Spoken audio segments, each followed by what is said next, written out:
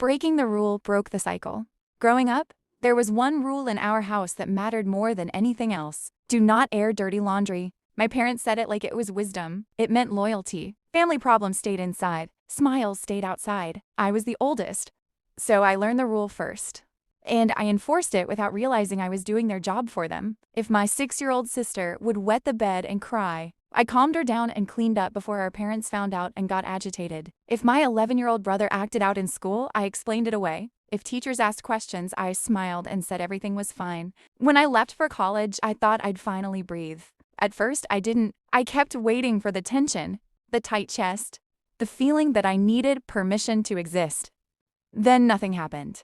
My roommates argued and apologized. Doors closed without slamming. That's when it hit me. What I grew up with wasn't strict.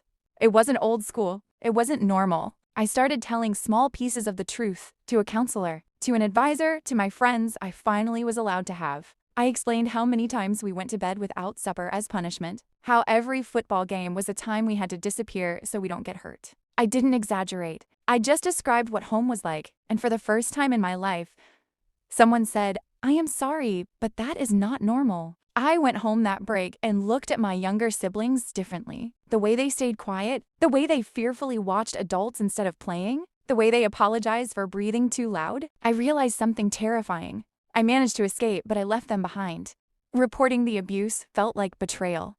The rule screamed in my head the entire time. You're ruining the family. You're making us look bad.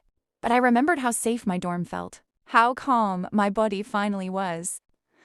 I told the truth. The process was slow and emotionally draining. There were meetings and paperwork and long days where I questioned everything. In the end, I was given temporary custody of my siblings and my parents went to jail. They both got 5 years each. No family wanted to help me after that, so I dropped out of college. People said I was throwing my life away. But something unexpected happened. Our apartment was peaceful. No yelling, no walking on eggshells, no punishments. Eventually, we could all sleep through the night. We laughed. We lived without fear of consequences.